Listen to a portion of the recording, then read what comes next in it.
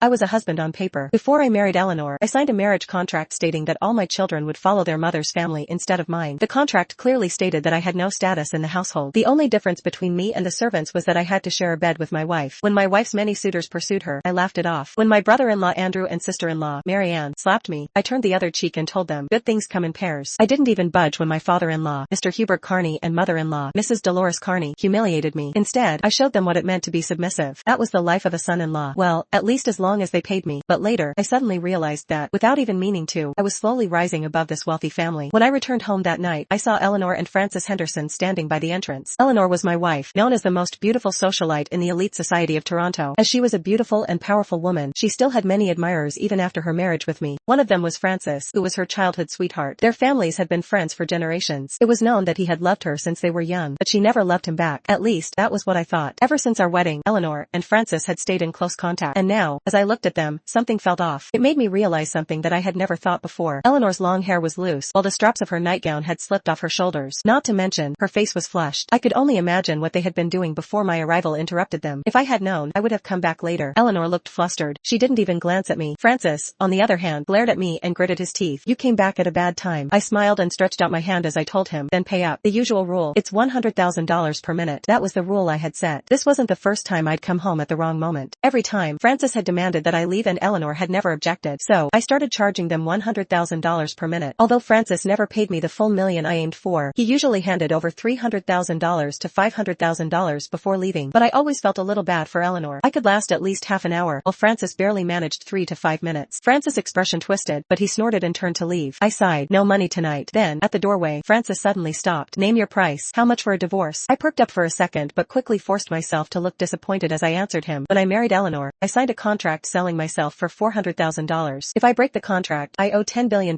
in penalty fees. Are you willing to pay that much of a money for me? Francis froze. His eyes flickered to Eleanor. Eleanor sighed, nodded, and said nothing. Not long after that, Francis laughed. This wasn't some fairy tale. Not everyone had $10 billion to throw around. I closed the door and turned to Eleanor with a smile and asked, Darling, do you want me to sleep with you tonight? If not, I'll take the study. Eleanor stared at me for a long moment before turning and walking away. My wife was truly a beautiful woman. She was nearly 30, yet she still had a youthful face. Yet, her body had the amazing curves of a mature woman that made her elegant. I changed my shoes and was about to head to the study when I noticed Eleanor had stopped at the stairs. What's wrong? I asked. She hesitated before speaking. He tried to force himself on me. I was resisting. It's not what you think. I was stunned. This was the first time she had ever explained herself to me. But, did she even need to? I raised an eyebrow and said to her, before we got married, you told me not to interfere in your private life. So you don't need to explain anything to me. Eleanor stiffened. Then, she let out a bitter chuckle. Finally, she sneered, forget the study. Sleep with me tonight. Since Miss Carney had a request here, I had to comply. I immediately followed Eleanor back to the bedroom. She walked to the closet, opened the door and pointed to the sexy nightgowns inside. Which one do you like? She asked. I smiled, answering her question. Any of them are fine with me. Then let's do it. She pointed at the bed, motioning for me to lie down. I shook my head, turning her down by saying, I can sleep with you, but I don't want to do that with you. Besides, you should take a shower first. Eleanor froze for a moment before pointing at the door and shouting angrily, get out. I sighed, trying to tell her by arguing, we agreed on this a long time ago. I don't interfere in your private life, but taking a shower is basic respect. Eleanor clenched her fists, angrily saying, I said, get out. I walked to the door but turned back with a grin as I told her, actually, you don't have to shower, but in that case, you'll have to pay extra. Bang. She threw her phone at me. I quickly reacted by shutting the door. But I had to admit that women were indeed terrifying. Back in the study, I turned on my computer and started a video conference. Alex, go to the 27 Club tomorrow. I've finalized the expansion project there. Oh, and Blake, the fire protection system in Vancouver isn't up to standard. The materials have been arranged, but you need to handle the negotiations. Carter, I got a big import-export order from Francis. The profit on a round trip is $10 million